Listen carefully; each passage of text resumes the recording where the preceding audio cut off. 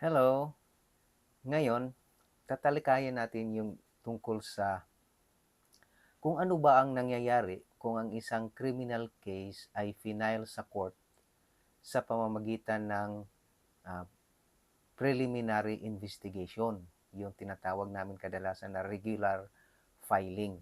Okay, kasi madalas ko kasing ma-encounter ito, maraming magtatanong sa akin kung ah, may nakausap ako na mayroon siyang reklamo, kaso lang hindi niya alam papaano ba mag-file ng kaso sa korte, or minsan naman may nagtatanong na hindi nila alam ano bang mangyayari, kailan ba, bakit ba nag-file naman na ako ng reklamo laban sa tao na yan, bakit hindi mahuhuli, bakit hindi pinapahuli ng korte, o bakit hindi pinapaaresto samantalang inireklamo ko naman yan. Okay? So maraming mga kadalasan nakaka-encounter ako ng mga ganyang katanungan, kasi itong video natin ay talagang binuo natin ito para makapagbigay ng kaunting legal na kaalaman, informasyon sa ating mga kababayan na walang kaalam-alam tungkol sa batas o tungkol sa mga proseso na nangyayari sa isang kaso, para magbigay ng kaunting education. Okay? So para talaga ito sa inyo na mga kababayan ko na walang alam sa batas, para kahit papaano sa konting serbisyo na ito ay mailapit natin sa kanila yung kaunting kaalaman tungkol sa batas. Okay? So, ang tatalakayin natin ngayon tungkol sa isang kaso, ano bang mangyayari sa isang kaso kung ito criminal case, tungkol sa isang criminal case na na-file sa pamamagitan ng preliminary investigation. Okay? So, ganito yan. Kung mayroong isang tao na gustong mag-file ng criminal case, okay? So, ang gagawin niya, gagawa siya ng kanyang complaint affidavit. So, yung complaint affidavit niya, kasama na doon yung mga ebidensya niya, kung ano man yung mga ebidensya niya, tsaka yung mga statement din ng affidavit din, statement ng kanyang mga testigo, i-attach niya doon sa kanyang complaint affidavit. Yun ang ipa-file niya ngayon sa prosecutor's office, sa fiscal. Okay? Pag na-file yun sa fiscal, ang gagawin ng fiscal, ira-raffle nila yon kung kaninong fiscal, kaninong prosecutor ma-assign yung complaint na ipinail ng isang tao, at siya yung tinatawag na investigating prosecutor pag na-assign yon. Kung kanino man ma-assign yon, siya yung tinatawag na investigating prosecutor. Siya yung magsagawa ng preliminary investigation. Okay? So, ano bang nangyayari kung halimbawang mayroon ng preliminary investigation? Okay? So, yung complaint affidavit, kasama na yung mga ebidensya, mga testimony ng mga witnesses, pag na-file na yon at na-raffle yon sa fiscal na yon, ang gagawin ng fiscal na yon na na-raffulan ng kaso o nung nagiging investigating prosecutor, yung fiscal na mag-conduct ng preliminary investigation, ang gagawin niya ngayon, padalhan niya na ngayon ng summons yung mga partido na sa ganitong araw, sa ganitong oras, ay pumunta kayo sa aking opisina para at dalhin nyo ang inyong para harapin itong reklamo. So padalhan ng summons yung respondent, yung nirereklamo, pati yung nagrereklamo padalhan din ng summons para silang dalawa a-attend doon. Okay? So, ano ba ang mangyayari kung halimbawang hindi a-attend doon sa hearing, sa preliminary investigation, yung mga partido? So kung yung complainant, yung nag-file ng kanyang complaint affidavit, ang hindi mag-attend, posibleng ma-dismiss yung kaso. Ganun ang mangyayari. Kasi parang lumalabas na wala siyang interest doon sa kaso niya. Ngayon, kung halimbawa naman yung respondent ay hindi mag-attend, sa halimbawa, mayroon namang patunay na natanggap niya yung summons na pinadala ng piskal pero hindi siya nag-attend, anong mangyayari doon? Hindi hindi siya arestuhin. Okay? Hindi siya padalhan ng arrest warrant ng piskal kasi ang prosecutor hindi yan court, ang piskal hindi yan judge. Kaya wala siyang authority na mag-issue ng warrant of arrest. So kung halimbawang yung respondent, yung complainant, ay yung nirereklamo ang hindi mag-attend o ayaw mag-attend sa hindi yun pwedeng ipaaresto ng piskal. Okay? Kasi ang piskal walang kapangyarihang mag-issue ng warrant of arrest o wala siyang authority na magpaaresto ng isang respondent, yung taong nirereklamo. Okay? So, kaya yun po ang sagot doon sa karamihan na nagsasabi na bakit hindi inaresto yung tao na yan, nirereklamo na yan. Kitang-kita naman na kung anong ginawa niya. Kitang-kita naman na sinuntok niya ako. Pero hindi man lang siya pinahuli. Okay? So, ganun po. Kasi ang prosecutor, kung nasa prosecutor pa yung kaso, hindi pa yan pwedeng arestuhin kasi yung piskal wala siyang authority na uh, issue ng warrant of arrest or magpa-aresto ng isang respondent. Okay, so kung ano bang mangyayari kung halimbawang yung respondent hindi mag-attend? Ang mangyayari diyon, wini-waive niya ngayon. Wini-waive ng respondent yung kanyang karapatan na sagutin yung reklamo laban sa kanya. So kung hindi niya masagot yung reklamo laban sa kanya, malaking tsansa na ma-file yon sa korte. Iakyat ni fiscal ngayon yon sa korte, yung kaso. Okay? So yun lang ang pupwedeng mangyayari doon. Ngayon, kung halimbawa naman, a-attend yung dalawang partido doon sa schedule na itinakda ni fiscal sa kanyang preliminary investigation. Ang kadalasan mangyayari dyan, pag nandoon na yung dalawang partido, ang gagawin niyan, bibigyan ng kopya ng complaint affidavit yung respondent. Tapos sabihin ni fiscal na, mayroon kang 10 days para sagutin yan. Mag-file ka ng iyong counter affidavit. Okay? So, sasagutin, bigyan ng pagkataon yung respondent, yung inireklamo na sagutin niya yung reklamo laban sa kanya sa pamamagitan ng kanyang counter affidavit. So, doon sa kanyang counter affidavit, doon niya ilalatag yung kanyang sagot o ano ba yung depensa niya doon sa reklamo laban sa kanya. Doon pwede niya na rin i-attach doon kung mayroon man siyang mga ebidensya at kung mayroon din siyang mga testigo, pwede niya rin i-attach doon yung mga testimony ng kanyang mga testigo. Okay? So, pagdating nung 10 days, so magtakda ulit si fiscal ng pananibagong schedule na babalik kayo sa ganitong araw para isubmit mo yung iyong counter affidavit. So pagdating ng araw na yon, pangalawang hearing sa preliminary investigation, kailangan dala na ni respondent yung kanyang counter affidavit. So pagdating doon, bibigyan ng kopya naman yung nagrereklamo, yung complainant, ng counter affidavit ni respondent. So, tatanungin siya ni fiscal, ano bang desisyon nyo? So, dito sa preliminary investigation, kung mayroong mga abogado yung partido, pwede na rin silang mag-attend. Pwede rin sila lang din ang mag-attend doon sa preliminary investigation. So, yan, pagdating sa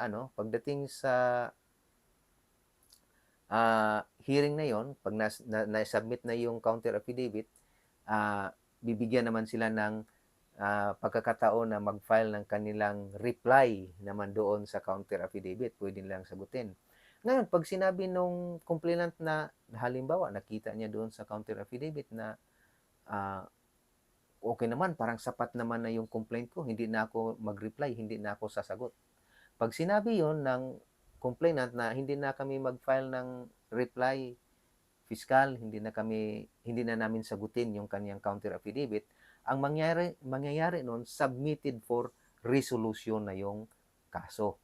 Pero kung halimbawa sabihin nung complainant na mag-file kami ng reply doon sa kanyang counter affidavit, mag-file sila ng reply. Pag na-file naman na yung reply, at mabigyan ng kopya yung respondent, ang gagawin naman noon, respondent, pwede din siyang mag-file ng kanyang rejoinder naman, yung sagot niya doon sa reply naman ng complainant. So pag natapos na yon, reply tsaka rejoinder, pag na-submit na yung lahat, doon submitted for resolution na rin yung kaso. So pag submitted for resolution na yung kaso, sabihin ni piskal, for resolution na yung kaso, pag-aralan na ngayon ni piskal. Ngayon yung complaint at saka yung mga sagot ng respondent, pag-aralan niya ngayon kung mayroon bang sapat na basihan yung reklamo para iakyat niya sa korte. Or matibay ba yung sagot ng o wala bang basihan yung reklamo, or maayos ba yung sagot, matibay ba yung depensa na ginawa ng respondent para i-dismiss yung kaso. So kung halimbawang makita ni piskal na walang basihan yung reklamo, pwede niyang i-dismiss yung reklamo. Pero pag nakita ni piskal na may sapat na basihan, mayroong prima facie case para i-file yung kaso sa korte, mayroong probability of conviction doon sa reklamo, ang gagawin ni piskal, i-file yung kaso sa korte. So si piskal na ang mag-file ng kaso sa korte. Iakyat niya yung complaint sa korte. Pag naakyat na yung complaint sa korte, doon pa lang ang gagawin ng korte, doon mag-i-issue na ang korte ng warrant of arrest. Okay? So, dahil ang korte lang ang may kapangyarihan na magpahuli, mag-issue ng warrant of arrest, kaya kung maakyat na yung kaso sa korte, pwede na ring mag-issue na ngayon yung korte ng warrant of arrest. Ipapahuli na niya ngayon yung respondent para hindi dahil pinapahuli dahil guilty na yung respondent. Hindi pa. Pinapahuli yung respondent para ma-under siya ng custody ng court habang nililitis yung kaso. Pero hindi ibig sabihin nun na dahil nakakulong siya, guilty na siya. Hindi pa. So, mayroon pa rin yung presumption of innocence. So, preventive custody ang tawag doon. Preventive custody para hindi na siya aalis habang nililitis yung kaso, kaya kailangan niyang ikulong, i-detain siya. So, detainee ang tawag nun. So, mag-issue ng warrant of arrest. Ngayon, kung halimbawang yung complaint na i-file ni piskal, kung mayroong piyansa yung kaso na i-file niya, mag-recommend din si piskal doon, isama niya doon sa complaint na i-file niya sa korte, yung piyansa, kung magkano yung piyansa na i-recommenda niya. Depende doon sa kaso na may file. Okay? So kung halimbawang mayroong piyansa na i-recommenda si piskal, pwede na ring, pag naiakyat yan sa korte, pwede na ring mag-file ng piyansa, magpiyansa yung akusado na ngayon. Yung respondent o yung akusado, yung nirereklamo, para hindi na siya huhulihin kung may warrant of arrest na na-issue ang korte, kasi para pansamantala siyang makalaya habang nililitis yung kaso, hindi siya ikukulong.